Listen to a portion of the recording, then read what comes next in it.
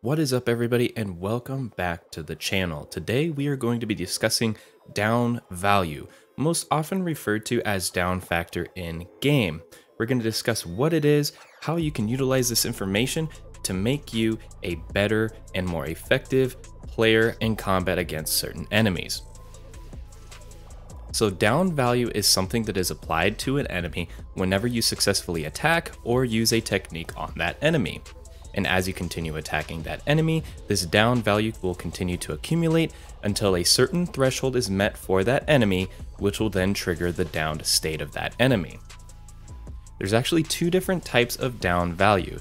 There's physical down value and there's elemental down value as well. And these will apply when you use a normal attack or a photon art, or if you are to use a technique, which would be elemental based. There are some unique situations, such as using an elemental type weapon. You would be applying physical down value, but you will also be applying a portion of elemental down value since you're using a weapon that is elementally charged as well. And now, depending on the enemy that you are facing, where you can actually apply these down values to will change. And so you might be asking, well, Thrift, how am I supposed to figure out or know where I can apply these physical or elemental down values? And I'm going to lead you to two different Google Docs. The first one is the NGS Bestiary, and the other one is the PSO2 NGS Verification Data Storage document. And with the help of these two documents, we are going to be able to identify just exactly how down value is accumulated, and more importantly, where can we apply these damage values to the specific monsters we wish to encounter. I want to stop this video really quick and give an enormous shout out to every single person who helped make these two Google Docs. I'm going to post all of their names on the screen as well as their socials down below. Please do yourself a favor, go give them all a follow. If any information is to ever be found out about this game, it is most likely going to be by one of these community members. They have discovered many mechanics in the game and will continue to do so, so save yourself that trouble from getting secondhand information and go right to the source. And I personally want to thank every single person up on this screen right now for everything you do for this community. So the first Google document that I want to direct your attention to is the NGS Bestiary. On this screen, you're going to see a lot of information, but I'm going to try to break this down to the information that I want us to focus on for this video. And the questions that I want us to be able to answer by the end of this video is, how can I become a more effective player depending on the enemy that I am fighting? And how we are going to use this bestiary to identify how to become a more effective player depending on the enemy we are fighting is by using specific rows of information provided in this bestiary. I want to direct your attention to the example graphic provided on this bestiary doc, and I want to highlight some of the specific rows that we are going to pay attention to as we identify specific monsters. First and foremost, you have some statistics like the base health, experience, attack, and defense of these monsters, but the most important rows that I want you to focus on is physical downs and elemental downs. This is going to tell us how much of that down value we must accumulate to trigger that downed state for the specific enemy. But more importantly, it's going to tell us what locations on that enemy that we have to attack to be able to apply that physical or elemental down value. And this is how we are going to become more effective players depending on the enemy we are fighting. Furthermore, there's some additional information that I would like to highlight, such as the breakable parts. You might have encountered some enemies that you can break certain parts. I also want to focus your attention to the damage multipliers row. If there is any locations on the enemy that can receive additional damage, it is going to be listed on these rows. Why this is so important is this is something called a parts multiplier. Parts multipliers multiply the damage as well as the physical and elemental down values applied to that region. So if that region that has a damage multiplier is also a region that can accumulate physical or elemental down value, it is going to multiply the down value received as well and increase the rate at which you will see these physical and elemental downed states. Another thing that I want to mention is that we do actually have some class skills in the bouncer skill tree that can also provide additional down value when we do attack. The first skill is called Defeat Amplifier. You can use this as a main class or a subclass, and it's going to increase down factor by up to 10% as a subclass or 20% as a main class. And the other two skills that you can only use as a main class is called Physical Decline and Elemental Decline. And this is a debuff that can be applied to the enemy you're attacking, and it will increase the physical or elemental down factor for anybody attacking that monster by up to 15%. And both of these buffs actually scale one on top of the other. So if you are a main class bouncer and you have 10 points into Defeat Amplifier, and you also have 1 point into Physical or Elemental Decline, that is a 15% increase on top of a 20% increase from Defeat Amplifier.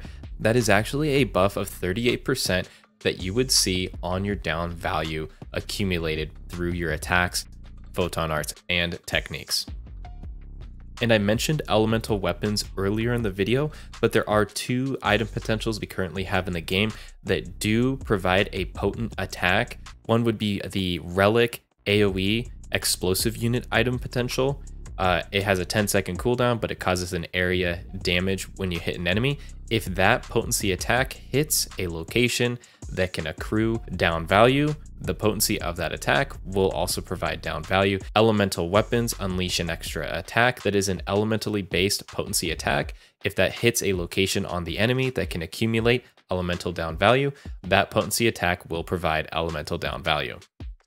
There is some other information on this document, such as special enemy types, which will increase the physical and elemental downs depending on what type of enemy it is. For example, a veteran or a Gigantix, but I'm going to ignore that for this video.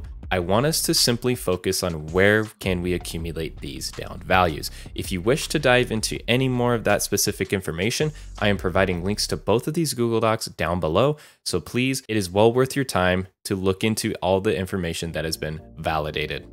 So if we scroll down, you are actually going to see in this bestiary every single enemy, as well as some of those stats that we saw above in the example graphic.